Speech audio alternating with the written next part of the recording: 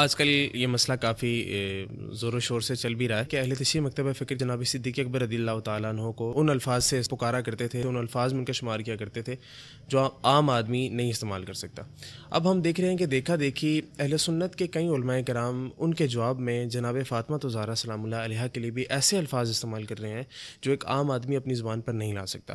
مجھے اس حوالے سے اہل سنت کا موقف کلیئر کیجیے گا کہ اہل سنت باغ فدق کو لے کر کیا موقف رکھتی ہے اپنا۔ جو قضیہ فدق ہے اس کا تھوڑا سا بیک گراؤنڈ اپنے سامنے رکھ کر تو پھر میں اس کو اختصار کے ساتھ آپ کے سامنے رکھتا ہوں کہ مال فہ کی صورت میں فدق کی ایک زمین اور اس کے ارد گرد کی کچھ زمین وہ مسلمانوں کے پاس آئی، نبی علیہ الصلوۃ والسلام کے زیر تصرف رہی۔ اس زمین سے مختلف قسم کے اخراجات پورے کیے جاتے، جس میں ازواج مطہرات کے اخراجات بھی شامل تھے، اہل بیت کے اخراجات بھی شامل تھے اور دیگر کچھ اخراجات بھی شامل تھے۔ جب نبی علیہ الصلوۃ والسلام آپ کا وصال ظاہری ہو گیا، اس کے بعد سیدہ خاتون جنت سیدہ فاطمہ الزہرا رضی اللہ تعالی عنہا آپ نے حضرت صدیق اکبر رضی اللہ تعالی عنہ کے پاس آ کر یہ سوال رکھا کہ جس طرح باقی مسلمان یا باقی جو لوگ ہیں وہ دنیا سے رخصت ہوتے ہیں، کسی بھی شخص کا والد اس کی دنیا سے رخصت ہوتا ہے تو اس کی اولاد کو وراثت ملتی ہے، ایسے ہی میرے بابا جان دنیا سے رخصت ہوئے ہیں تو جو چیزیں میرے بابا جان کے تصرف میں تھیں ان کو بطور میراث مجھے دیا جائے، جو میرا حصہ بنتا ہے یہ دیا جائے۔ یہ اس کا پس منظر ہے۔ اب سیدہ پاک نے جب حضرت صدیق اکبر رضی اللہ تعالی عنہ سے باغ فدق کا مطالبہ کیا تھا، اہل سنت کا موقف کیا ہے؟ اہل سنت کا موقف یہ ہے کہ سیدہ پاک نے قرآن پاک کی آیت کو سامنے رکھ کر یوصیکم اللہ فی اولادکم، اس آیت کو سامنے رکھ کر جو حضرت صدیق اکبر سے مطالبہ کیا تھا، باغ فدق میں اپنا حصہ مانگا تھا، یہ بالکل جائز تھا۔ ٹھیک ہے، اس میں سیدہ پاک سے کوئی خطا نہیں ہوئی، چاہے خطا کو آپ مطلق خطا کے معنی میں لیں، چاہے آپ خطا کو اجتہادی خطا کے معنی میں لیں، کوئی عدم ثواب والی بات نہیں ہوئی۔ یہ پہلا پوائنٹ ہے اس قضیے کا کہ سیدہ خاتون جنت، یعنی آپ اس کو یوں بھی بیان کر سکتے ہیں کہ اس پورے قضیے کے اندر ٹوٹل 3 پوائنٹ ہیں۔ ٹھیک ہے، ہم اس کو 1 بائی 1 ایک چیز کو دیکھتے ہیں کہ جب سیدہ پاک نے حضرت ابوبکر صدیق رضی اللہ تعالی عنہ کے پاس آ کر اپنا یہ مطالبہ رکھا تھا، یہ پہلا پوائنٹ ہے۔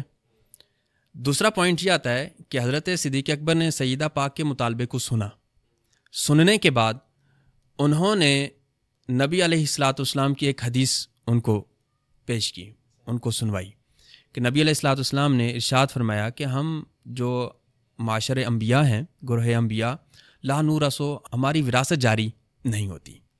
اب سیدہ پاک نے حضرت صدیق اکبر سے جب یہ حدیث سنی تو اس وقت سیدہ پاک کا ریئیکشن کیا تھا؟ یہ دوسرا پوائنٹ ہے۔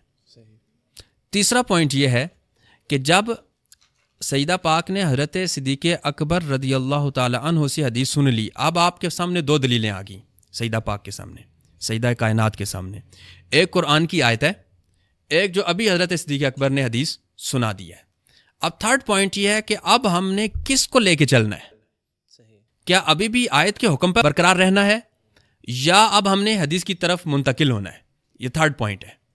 تو اہل سنت کا موقف یہ ہے جو پورے اس قضیے کے اندر ہوا کہ سیدہ پاک نے جب مطالبہ کیا، حضرت صدیق اکبر نے حدیث سنائی، حدیث سننے کے بعد جو آخری فیصلہ ہوا، یہ تینوں ٹھیک ہیں، اس میں کسی طرف بھی عدم ثواب والی بات نہیں ہے۔ وہ کیسے؟ سیدہ پاک نے جب عموم قرآن سے استدلال کرتے ہوئے مطالبہ حضرت صدیق اکبر کے سامنے رکھا تھا تو اس کے اوپر تو صحابہ کا اجماع ہے، کسی ایک صحابی نے بھی سیدہ پاک کے اس استدلال کا انکار نہیں کیا، حتیٰ کہ بعض اصولیوں نے تو تصریح کیا ہے کہ حضرت صدیق اکبر نے بھی انکار نہیں کیا۔ اچھا، کسی ایک صحابی نے بھی سیدہ پاک کے استدلال کا انکار نہیں کیا، اور سیدہ پاک نے جو استدلال کر کے ڈیمانڈ کی تھی، مطالبہ کیا تھا، باغ فدق کو مانگا تھا، یہ صحابہ کے اجماع کے ساتھ بالاجماع درست تھا۔ ٹھیک ہو گیا، یعنی اس کے اوپر اس پوائنٹ پہ صحابہ کا اجماع ہے کہ یہ پہلا پوائنٹ آ گیا نا، صحابہ کا اس پوائنٹ پر اجماع ہے کہ سیدہ پاک جس وقت قرآن کی آیت کو سامنے رکھ کر میراث کا مطالبہ کر رہی تھیں، ان کا استدلال بھی ٹھیک تھا، ان کا مطالبہ بھی ٹھیک تھا۔ یہ اجماع ہے صحابہ کا کہ کسی ایک صحابی نے بھی سیدہ پاک کے استدلال اور احتجاج کو عدم ثواب نہیں کہا، کسی ایک نے بھی انکار نہیں کیا۔ اب جب سیکنڈ پوائنٹ آتا ہے کہ حضرت صدیق اکبر رضی اللہ تعالی عنہ نے آپ کے سامنے ایک حدیث پیش کی. آیت ہے عمومی، اس کے اندر عموم ہے، اس کے اندر سب شامل ہیں. اب حدیث ایک خصوصی حکم لے کے آتی ہے. حدیث خصوصی حکم یہ لے کر آتی ہے کہ یوصیکم اللہ فی اولادکم. اس کے اندر جو ایک عمومی پہلو موجود ہے، اس میں نبی علیہ الصلاۃ والسلام اور آپ کی اولاد یا آپ کی جو ورثاء ہیں یہ اس میں شامل نہیں ہے، کیونکہ انبیاء کی وراثت نہیں ہوتی. اب یہ دوسرا پوائنٹ ہے. اہل سنت کا موقف یہ ہے کہ جب سیدہ پاک نے حضرت صدیق اکبر کی سے حدیث کو سنا تھا، اہل سنت کا موقف یہ ہے کہ سیدہ پاک نے اس کو بھی تسلیم کر لیا. اجماعی موقف ہے. پہلا پوائنٹ بھی ٹھیک ہے، دوسرا پوائنٹ بھی ٹھیک ہے. اب جب حدیث کو سن کر حدیث کو مان لیا، تسلیم کیا کہ ہاں یہ بابا جان کی حدیث ہے، یہ دوسرا پوائنٹ ہو گیا نا. اس پر بھی ان کا کیا ہو گیا؟ اتفاق ہو گیا. اس پر بھی کسی طرح بھی عدم ثواب نہیں ہے. اب تھرڈ پوائنٹ آ جاتا ہے کہ جب دونوں دلیلیں آ گئی، ایک عمومی دلیل آ گئی، ایک مخصص آ گیا، خصوصی دلیل آ گئی، تو دونوں پوائنٹ میں سے آپ کس کو لینا ہے؟ ابھی بھی آیت کو لینا ہے یا اب حدیث کی طرف عدول کرنا ہے؟ دو دلیلیں آ گئیں تو دونوں میں سے کس کی طرف جانا ہے؟ تو دونوں نے، حضرت صدیق اکبر نے بھی اور سیدہ کائنات نے بھی، دونوں نے اتفاق کر لیا کہ ہمارے اس مسئلے میں حدیث رسول پہ فیصلہ ہوگا. یہاں پر بھی عدم ثواب کوئی نہیں. یعنی تین پوائنٹس ہیں پورے اس قضیے کے اندر. ایک ہے ابتدا، ایک ہے سینٹر، ایک ہے انتہا. تو نہ ابتدا میں عدم ثواب ہوا ہے، نہ سینٹر میں عدم ثواب ہوا ہے، نہ اختتام میں. ابتدا بھی درست ہے، سینٹر پوائنٹ بھی درست ہے اور اختتامی پوائنٹ بھی درست ہے. آپ کسی اعتبار سے، کسی بھی جہت سے آپ اس کو عدم ثواب نہیں کہہ سکتے. اب ڈاکٹر اشرف آصف جلالی صاحب یہ قضیہ فدق کے اسی پس منظر میں گفتگو کر رہے تھے. اسی پس منظر میں گفتگو کرتے ہوئے ان کی زبان سے جو جملے نکلے کہ جب مانگ رہی تھیں تو خطا پر تھیں. اب یہ جو جس پس منظر میں، جن تشریحات کی روشنی میں اور جس انداز گفتگو کے اندر جس مسئلے کو وہ بیان کر رہے تھے نا، وہ انداز بڑا قابل گرفت ہے، قابل مواخذہ ہے. صاحب میں آپ کی بات یہاں پہ کٹ کروں گا. تھوڑا ہمیں سمجھانے کے لیے بتائیے گا کہ اگر مجتہد اجتہاد سے کوئی فیصلہ کرتا ہے، ٹھیک ہے، آیا اب جب وہ فیصلہ درست ہوگا تو اس کو ڈبل ثواب ملے گا، اگر وہ فیصلہ درست نہ ہو تو پھر بھی اس کو ایک نیکی ضرور ملے گی. لیکن جس طرح ہمارے اب علماء کرام اٹھا کے ان فیصلوں پر باتیں کرتے ہیں، اگر آج کا کوئی عالم اٹھ کے اس مجتہد کے ان تمام تر فیصلوں پر انگلی اٹھاتا ہے یا کوئی بات کرتا ہے تو اس عمل پر کیا اس کو بھی کوئی ثواب یا کوئی گناہ ملے گا یا نہیں؟ یہ بڑا زبردست سوال ہے. یہ بہت اہم پوائنٹ ہے اس پورے مسئلے کے اندر. اچھا. کہ ایک عالم کسی مجتہد کو خطا پر قرار دیتا ہے یا عدم ثواب پر قرار دیتا ہے. ایک آج کے دور کا ایک عالم پہلے کے کسی مجتہد کو یہ قرار دیتا ہے کہ اس مجتہد نے اس مسئلے میں جو فیصلہ کیا ہے وہ عدم ثواب پر مبنی ہے، وہ درست نہیں ہے. مجتہد کو ایک ثواب ملا، دو ثواب ملے، اس کی مدح ہوئی، اس کی مدح نہیں ہوئی، ہم اس کو رکھ دیتے ہیں ایک طرف. ہم اس پہلو کو دیکھتے ہیں کہ یہ جو شخص ایک پہلے کے مجتہد پر یہ حکم لگا رہا ہے کہ اس مجتہد سے اس مسئلے کے اندر عدم ثواب ہو گئی ہے، تو اس عالم کو کیا ملا ہے؟ کیا اس کو بھی اجر ملا ہے یا اس پر شریعت کوئی اور حکم دیتی ہے؟ اس کو ہم کیٹیگوریکلی دیکھیں گے کہ اگر آج کے دور کا کوئی عالم یا بعد کا کوئی عالم متقدمین مجتہدین میں سے کسی مجتہد کو کسی خاص مسئلے میں یہ کہتا ہے کہ اس مجتہد کا یہ والا اجتہادی مسئلہ عدم ثواب پر مبنی ہے، اس سے اجتہاد میں خطا ہو گئی، اجتہادی خطا ہو گئی ہے، تو اس عالم کے اوپر جو آج کے دور کا عالم ہے اس پر حکم کیا لگے گا؟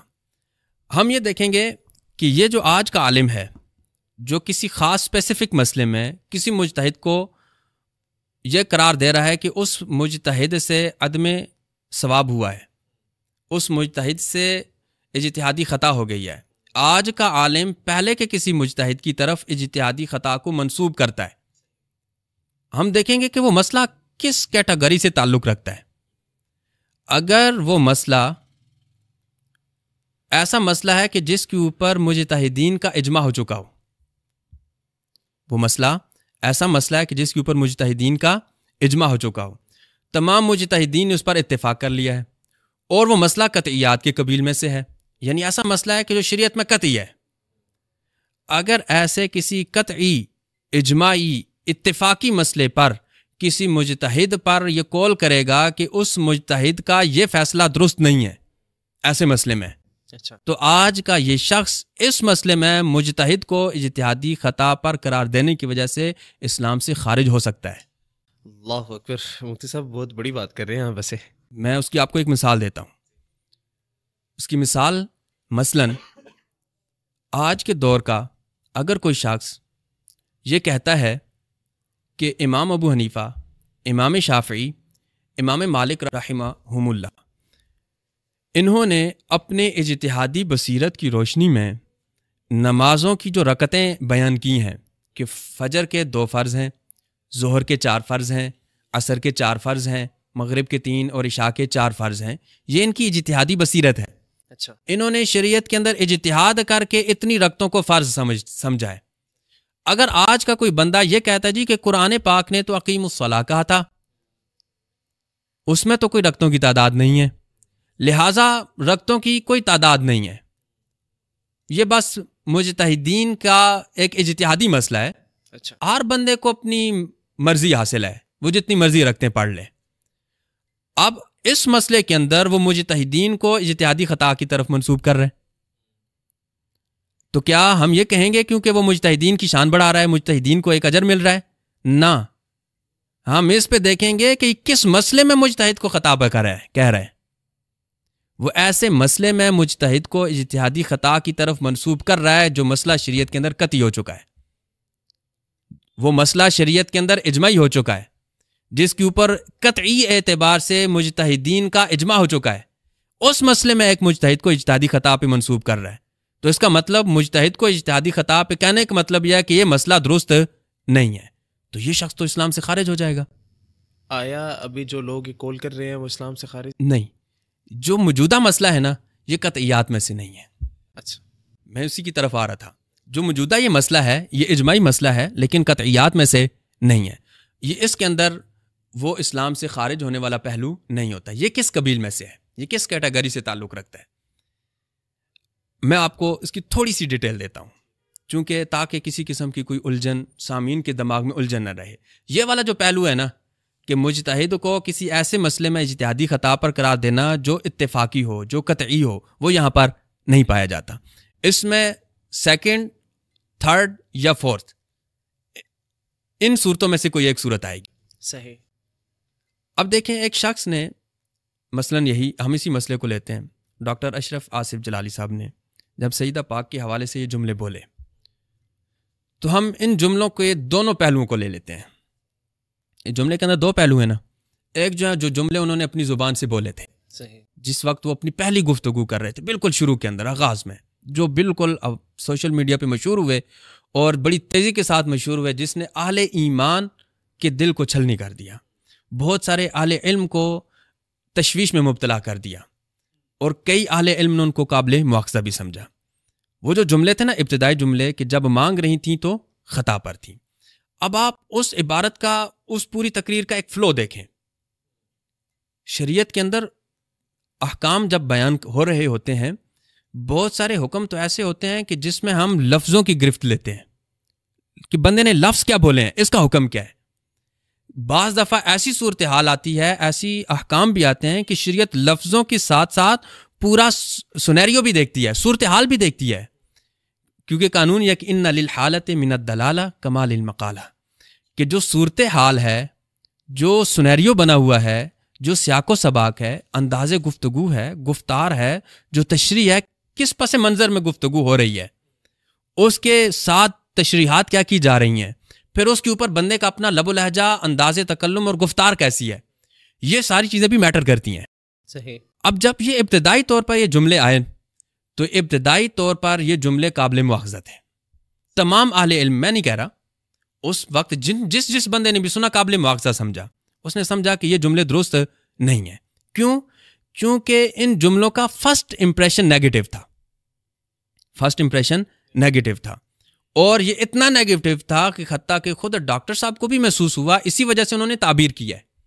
اگر یہ نیگیٹو, اس کا فرسٹ امپریشن نیگیٹو نہ ہوتا تو تعبیر کی ضرورت تو نہیں تھی نا, تعبیر کی ضرورت اسی لیے پیش آئی ہے کیونکہ فرسٹ امپریشن اس کا پازیٹیو نہیں تھا، نیگیٹو تھا. آپ دیکھیں علماء کا وتیرہ یہ ہوتا ہے کہ اگر ان کے جملوں سے، ان کی گفتگو کے دوران ان کے جملوں میں کوئی ایسا لفظ نکل جائے کہ جو قابل مواخذہ ہو، شرعی اعتبار سے قابل گرفت ہو، علماء کا وتیرہ یہ ہوتا ہے کہ اپنے اس جملے پر ایکسپلینیشن بھی دیتے ہیں اور ساتھ اس جملے کے اوپر معذرت بھی کر لیتے ہیں. میں اس کی آپ کو ایک سادی سی مثال دوں. مثلاً کراچی کے ہی ایک عالم ہے، وہ گفتگو کر رہے تھے تو ان کی زبان سے ایک جملہ نکلا گرگٹ کا بچہ. اچھا. اب ان کے، میرا حسن ظن یہ ہے اور میں بالکل مانتا بھی، انہوں نے تشریح بھی یہی کی ہے، جس وقت ان کی زبان سے یہ جملہ نکلا تھا ان کے دور دور شاید گمان اور خیال میں بھی نہیں ہوگا کہ میرے اس جملے سے کسی صحابی کی تنقید ہو سکتی ہے. لیکن اس جملے کا فرسٹ امپریشن یہ تھا کہ آپ کا یہ جملہ ایک صحابی حضرت امیر معاویہ رضی اللہ عنہ کی تنقید کا سبب بن رہا ہے. جب ان کو اسی طرف متوجہ کیا گیا بھئی آپ کا انداز گفتگو، انداز تکلم، گفتار اور جملے کا فرسٹ امپریشن نیگیٹو ہے، انہوں نے کیا کیا؟ انہوں نے اس پر معذرت خانہ رویہ اختیار کیا، اس جملے پر معذرت بھی کی اور اس کو ایکسپلین بھی کر دیا. پھر کراچی کے ہی ایک پیر صاحب ہیں، ان کے قلم سے ایک عظیم بدری صحابی کے حوالے سے ہلکے جملے نکل گئے، توجہ نہیں تھی، علم نہیں تھا. جب ان کو متوجہ کیا گیا بھئی یہ تو آپ جن کے حوالے سے جملے لکھ رہے ہیں یہ تو ایک عظیم بدری صحابی ہیں، جب ان کو اس کی طرف توجہ دلائی گئی، ان کے نوٹس میں یہ بات آئی، انہوں نے ایکسپلین بھی کیا، معذرت بھی کر لی. کراچی کے ہی مفتی صاحب ہیں، ان کی جماعت میں کچھ گفتگو ہوئی، کچھ نعرے لگے.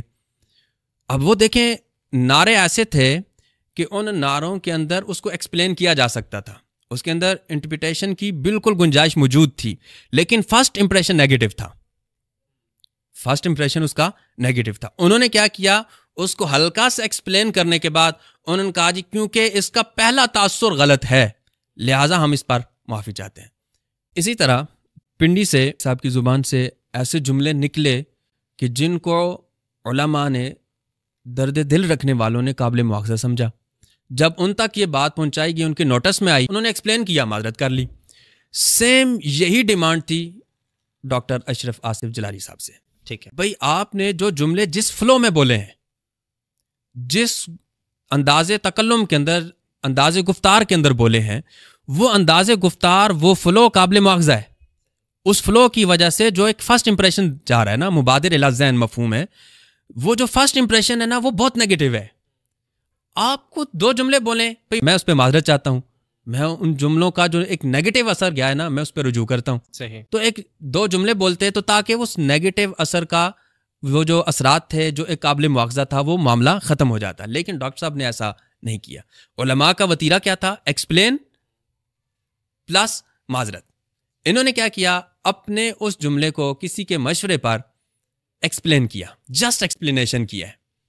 جو فرسٹ امپریشن آ رہا تھا نا، اس امپریشن کے اوپر جو مبادر الی ذہن ایک مفہوم ہو رہا تھا، اس کے اوپر کوئی بھی معذرت خانہ رویہ اختیار نہیں کیا. وہ معذرت خانہ رویہ اختیار نہ کرنے کی وجہ سے، وہ جو فرسٹ امپریشن کی وجہ سے آیا، وہ آج بھی، وہ فرسٹ امپریشن آج بھی قابل مواخذہ ہے، بھلے انہوں نے ایکسپلین کر دیا ہے. کیونکہ علماء کا وتیرہ یہی رہا ہے کہ علماء اگر تشریح کر بھی دیں، جو اس کا پہلا اثر نیگیٹو آتا ہے، علماء کا انداز یہ رہا ہے کہ اس کو قابل مواخذہ سمجھ کر اس پر معذرت کا مطالبہ کرتے رہے ہیں.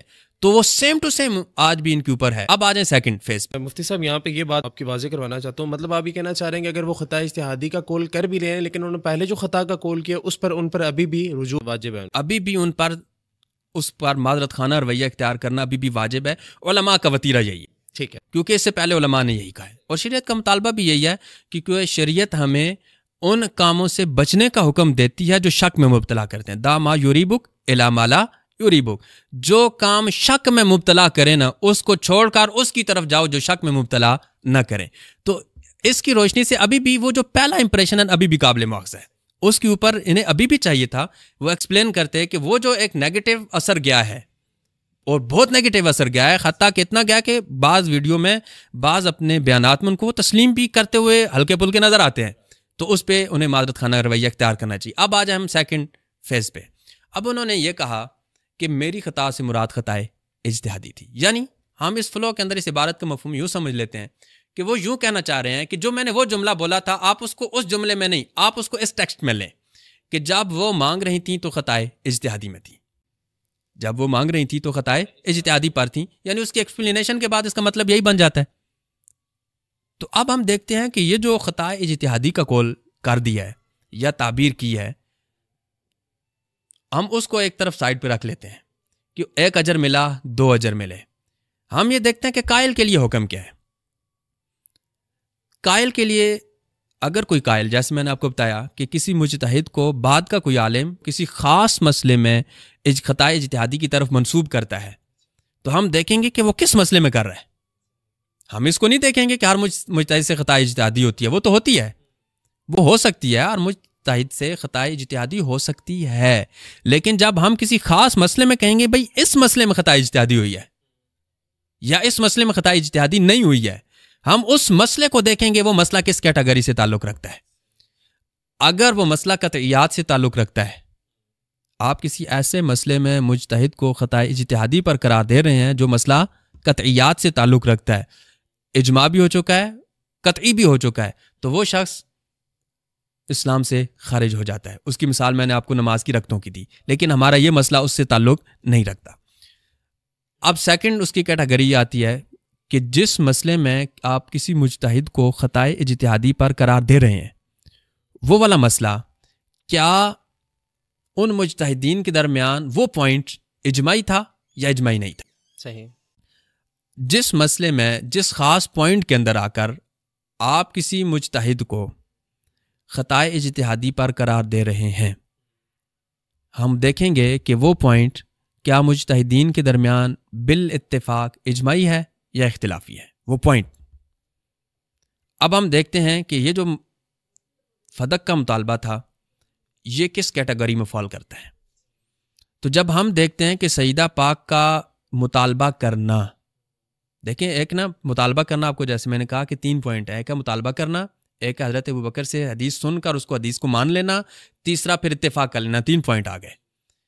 تو پہلا پوائنٹ جو ہے جس میں سیدہ پاک نے قرآن پاک کی آیت کے عمومی مفہوم سے استدلال کرتے ہوئے، عمومی حکم سے استدلال کرتے ہوئے مطالبہ کیا تھا، اس کے اوپر تو صحابہ کا اجماع ہے۔ لم ينکر احد من الصحابۃ احتجاجہ بہ، کہ کسی ایک صحابی نے بھی سیدہ پاک نے آیت کے عموم سے استدلال کر کے حجت پکڑ کر جو مطالبہ کیا تھا، اس احتجاج پر کسی ایک صحابی نے بھی انکار نہیں کیا۔ اور جب کسی مسئلے پر کوئی ایک صحابی بے انکار نہ کرے، ایک صحابہ کے سامنے مسئلہ پیش آیا، کوئی صحابی اس کا انکار نہ کرے، تو گویا اس مسئلے پر اجماع ہو گیا۔ تو اس کا مطلب ہے، یہ پہلا پوائنٹ ہے کہ سیدہ پاک نے جس وقت آیت کی روح سے مطالبہ کیا تھا، یہ مطالبہ درست تھا، مبنی بر ثواب تھا، اس کے ثواب ہونے کے اوپر صحابہ کا اجماع بھی تھا۔ اب اگر کوئی شخص اس اجماعی پوائنٹ کو خطائے اجتہادی کی طرف منسوب کر دیتا ہے تو وہ شخص گمراہ ہے۔ صحیح۔ یعنی اگر ہم اس تعبیر کو مان بھی لیتے ہیں، اگر یہ ایکسپلین نہیں کرتے، وہ پہلے والے کول پہ رہتے ہیں، تو وہ بے ادبی کے زمرے میں آتا ہے، اس کا فرسٹ امپریشن نیگیٹو ہے، وہ قابل مواخذہ ہے، وہ اپنی جگہ باقی رہا، وہ ابھی تک سٹل پینڈنگ ہے وہ مطالبہ۔ اب جو ایکسپلین کیا ہے، چلیں بے ادبی سے اگر نکل بھی آئے نا، تو آپ ایک ایسے حکم کے اندر آگے ہیں کہ آپ نے ایک ایسے مسئلے میں خطائے اجتہادی کا قول کر دیا جس مسئلے کے صحیح ہونے پر صحابہ کا اجماع ہے، اور جس مسئلے پر صحابہ کا اجماع ہو چکا ہو یا مجتہدین کا اجماع ہو چکا ہو، وہ اجماعی طور پر مسئلہ صحیح ہو، تو ایسے مسئلے کا انکار کرنا یا اسے خطا قرار دینا، عدم ثواب قرار دینا، یہ تو بندے کو گمراہ کر دیتا ہے۔ اور مجھے اس کے اوپر میرے حال میں اہل علم کو حوالے دینے کی ضرورت نہیں ہے، جس کو ضرورت ہو تو وہ فتاوی رضویہ پڑھ سکتا ہے۔ اچھا، تیسرا اس میں ایک پوائنٹ اور بھی آتا ہے، وہ یہ ہے کہ اگر ایک شخص کسی مجتہد کو ایسے مسئلے میں خطائے اجتہادی کی طرف منسوب قرار دے رہا ہے جو اجماعی نہیں ہے، اچھا، ایسا مسئلہ جو ان کے اندر اجماعی نہیں ہے، اب اس مسئلے میں خاص پوائنٹ کو لے کر کہتا ہے بھئی یہ والا جو پوائنٹ ہے نا، اس پوائنٹ میں فلاں مجتہد سے اس کا اجتہاد درست نہیں رہا، اس سے اجتہاد میں خطا ہو گئی ہے اس پوائنٹ کے اندر، اور وہ پوائنٹ امت کے اندر اجماعی نہیں ہے۔ اب اگر اس پوائنٹ کے اندر ایک مجتہد کو مرجوح قرار دیتا ہے، ایک مجتہد کو راجح قرار دیتا ہے، صحیح، یعنی یہ قرار دیتا ہے کہ بھئی یہ جو پوائنٹ ہے نا، اس پوائنٹ کے اندر یہ دو مجتہدین نے جو فتویٰ دیا ہے، جو قول اختیار کیا ہے، جو استدلال کیا ہے، اس مجتہد کا جو استدلال ہے یہ راجح ہے، مجتہد کا استدلال مرجوح ہے۔ اب ہم دیکھیں گے کہ یہاں پہ اس عالم کے لیے حکم کیا ہے۔ ہم مجتہد کو ایک ثواب ملا، 2 ثواب ملے، وہ مسئلہ الگ ہے، ٹھیک ہے۔ ہم دیکھتے ہیں اس پوائنٹ کے اندر جو اجماعی نہیں ہے، جو اجماعی نہیں ہے، اس خاص پوائنٹ میں اگر کسی مجتہد کو بعد کا ایک عالم کسی ایک کو راجح قرار دیتا ہے، کسی ایک کو مرجوح قرار دیتا ہے، تو اب اس کے اوپر کیا حکم لگے گا؟ اس کی 2 صورتیں ہیں۔ ایک صورت یہ ہے کہ کیا یہ آج کا عالم کسی مجتہد کی دلیل کو بیان کر کے راجح مرجوح قرار دے رہا ہے یا دلیل کے بغیر؟ اگر دلیل اجمالی یا دلیل تفصیلی کے بغیر، اگر دلیل اجمالی یا دلیل تفصیلی کے بغیر کسی مجتہد کو راجح قرار دیتا ہے اور ایک کو مرجوح قرار دیتا ہے، امام اہل سنت، امام عاشقاں، امام احمد رضا خان فاضل بریلوی رحمۃ اللہ علیہ نے فتاوی رضویہ کے اندر لکھا کہ جو شخص کسی مجتہد کے قول کو بغیر دلیل اجمالی یا تفصیلی کے راجح مرجوح قرار دیتا ہے، وہ شریعت پر افتراء کر رہا ہے، وہ بندہ شریعت پر ظلم باندھ رہا ہے۔ نمبر 1۔ اب پھر کون قرار دے گا؟ جی ایک مجتہد کو خطا پر بھی صرف مجتہد قرار دے گا، صحیح۔ عام عالم کے پاس اس کا اختیار نہیں ہے۔ تو یہ آپ پہلا پوائنٹ لیتے ہیں، قابل مواخذہ ہے، جو سٹل پینڈنگ ہے، آج بھی قابل مواخذہ ہے، صحیح، علماء کے اس روش کی روشنی میں۔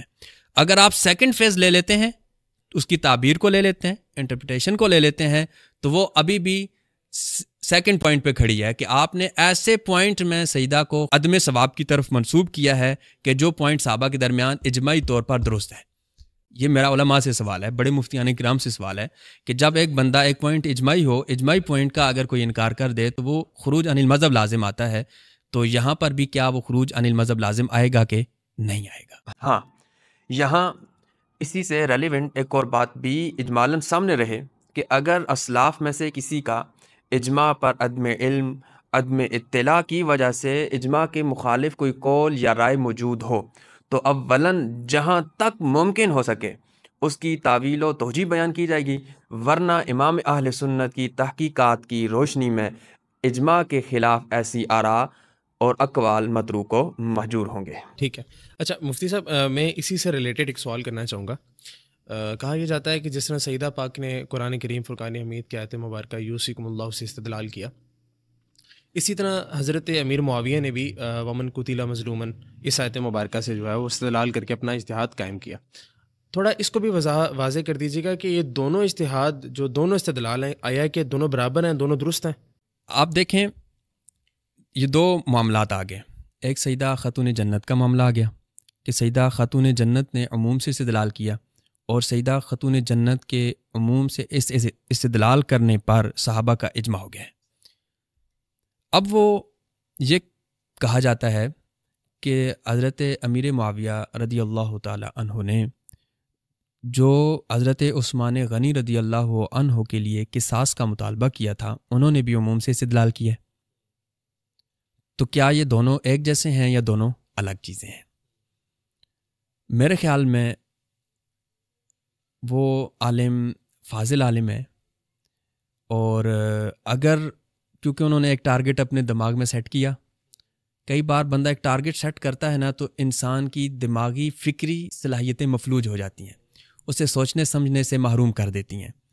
وہ ادھر ادھر جو سائیڈ والی باتیں ہوتی ہیں ان کی طرف وہ جاتا نہیں ہے، اور پھر حقیقت اس پر آشکار نہیں ہوتی۔ مجھے لگتا ہے کہ ان کے ساتھ بھی یہی معاملہ ہوا ہے۔ اگر وہ ایک ٹارگٹ سیٹ کیے بغیر بس اوپن مائنڈڈ ہو کر ان دونوں چیزوں کو دیکھتے تو انہیں کھلا فرق نظر آ جاتا، بالکل کھلا فرق نظر آتا کہ آیت یوصیکم اللہ فی اولادکم ومن قتل مظلوما فقد جعلنا لولیہ سلطانا، ان دونوں آیتوں، دونوں دلیلوں سے جو دونوں صحابہ نے استدلال کیا ہے، ایک آیت سے سیدہ کائنات استدلال کر رہی ہیں، ایک آیت سے حضرت امیر معاویہ یہ استدلال کر رہے ہیں، ان کے اندر بڑا فرق ہے دونوں کے اندر۔ اب میرا ان سے سوال ہے، ویسے ہو سکتا ہے آپ کے ریفرنس سے ان تک پہنچ جائے، کہ جو حضرت امیر معاویہ نے استدلال کیا تھا وہ ومن قتل مظلوما فقد جعلنا لولیہ سلطانا میں کس سے کیا تھا؟ کیا ان کا استدلال ومن قتل مظلوما سے تھا؟ ان کا استدلال کا جعلنا لولی ہی سے تھا، ان کا استدلال سلطانات سے تھا، ان تینوں میں سے کس سے تھا؟ پھر وہ یہ بتائیں کہ ان تینوں میں سے عام کون سا ہے اور کہاں عدم ثواب کہا گیا ہے۔ یہ ان کے ذمہ قرض ہے، یہ ان کو ایکسپلین کرنا چاہیے تھا۔ وجہ کیا ہے؟ وجہ یہ ہے کہ اس آیت میں بھی ٹوٹل 3 جگہ ہیں، ایک ہے ومن قتل مظلومن، ایک ہے جعلنا لولیہ، ایک ہے سلطانہ۔ تو سب سے پہلا تو سوال یہ ہوتا ہے کہ سیدہ پاک نے جب آیت کے عموم سے استدلال کیا، یہ تو اصولیوں نے تصریحات پوری ایک فہرست بن گئی ہے جنہوں نے یہ کہا جی سیدہ پاک کے استدلال کا کسی ایک صحابی نے بھی انکار نہیں کیا۔ آپ کوئی ایک حوالہ بتا دیں جس میں یہ نقل کیا گیا ہو کہ لم ینکر احد من الصحابۃ احتجاجہ بہ، کہ حضرت امیر معاویہ نے جب اس آیت سے استدلال کر کے اپنا موقف سامنے رکھا تھا تو کسی ایک صحابی نے بھی ان کا انکار نہیں کیا۔ کمپیریزن تو تب ہوگا نا کہ جب ادھر یہ بات آ رہی ہے تو ادھر بھی آپ کوئی بات لائیں، تو تب کمپلیٹ کمپیریزن ہوگا، موازنہ کمپلیٹ ہوگا، تب نظر آئے گا کہ ہاں دونوں باتیں ایک جیسی ہیں۔ لیکن آپ ایسی کوئی بات نکال کر شاید نہ لا سکیں، پہلی بات۔ دوسری بات، یہ انہی کے ذمہ قرض ہے کہ وہ یہ بتاتے یوصیکم اللہ فی اولادکم میں تو عموم ساروں کو پتہ چل گیا۔ اس آیت میں وہ کون سا عموم تھا جس سے سیدنا امیر معاویہ رضی اللہ تعالی عنہ نے استدلال کیا تھا؟ وہ کون سا عموم تھا؟ یہ ان کے ذمہ قرض تھا، انہیں ایکسپلین کرنا چاہیے تھا بھئی یہ والا عموم ہے، اس سے انہوں نے استدلال کیا ہے۔ اس کے باوجود اہل سنت کا موقف ہے عدم ثواب کا، اس کے باوجود تو یہ میں سمجھتا ہوں کہ چونکہ ان کی فکری صلاحیتوں کو زنگ لگ گیا ہے، اگر یہ زنگ نہ لگا ہوتا تو ان سے یہ کبھی بھی یہ والی بات نہ ہوتی۔ اگر میں بڑی بات آپ کے سامنے رکھنے لگا ہوں، اس آیت میں 3 پوائنٹ ہیں، ایک ہے من قتل مظلومن، ایک ہے لولیہ، ایک ہے سلطانہ۔ اگر کوئی شخص یہ کہے کہ حضرت امیر معاویہ نے من قتل مظلومن سے جو استدلال کیا تھا، اس آیت کے اس پورشن سے، اس حصے سے کیا استدلال کیا، اس جزء سے کہ حضرت عثمان غنی رضی اللہ تعالی عنہ مقتول مظلوم ہے۔ آیت یہی بتا رہی ہے نا، من قتل مظلومن، جو ظلمن شہید کیا گیا ہو، ظلمن جس کو قتل کیا گیا ہو۔ اس حصے سے استدلال کرتے ہوئے انہوں نے کہا کہ حضرت عثمان غنی مقتول مظلوم ہے۔ اب اگر کوئی شخص یہ کہتا ہے کہ حضرت امیر معاویہ نے اس حصے سے جو استدلال کر کے حضرت عثمان غنی کو مقتول مظلوم مانا ہے، اس کے اندر انہیں عدم ثواب لگا ہے، تو یہ اہل سنت کا موقف نہیں ہے۔ کیوں؟ کیونکہ یہ خوارج کا موقف ہے۔ خارجی حضرت عثمان کو مقتول مظلوم نہیں مانتے تھے۔ اگر حضرت امیر معاویہ نے من قتل مظلومن سے، ان 3 لفظوں سے، من قتل مظلومن، یہ جو حصہ ہے، اس سے جو استدلال کر کے یہ بات نکالی کہ حضرت عثمان مقتول مظلوم ہیں، اگر آپ اس بات، اس پوائنٹ، اس نقطے میں انہیں عدم ثواب پر قرار دے رہے ہیں تو مطلب کہ حضرت عثمان مقتول مظلوم نہیں ہے۔ تو حضرت عثمان کو مقتول مظلوم کون نہیں مان رہے تھے؟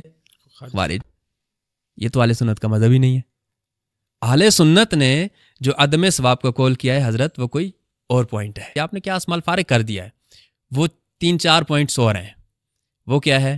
مثلا لیولیہ، سلطانہ، یہ عموم میں نہیں ہے، نمبر 1۔ میں اس کی وضاحت ان پہ چھوڑتا ہوں، خود کر دیں، یہ پوائنٹ ہے۔ دوسرا پوائنٹ، حضرت امیر معاویہ رضی اللہ تعالی عنہ نے جب اس پورے سنیریو کو سامنے رکھ کر استدلال کر کے اپنا مقدمہ یہ رکھا کہ پہلے حضرت عثمان غنی کے قصاص رضی اللہ تعالیٰ عنہ کا قصاص، پھر بیعت، یہ پوائنٹ ہے۔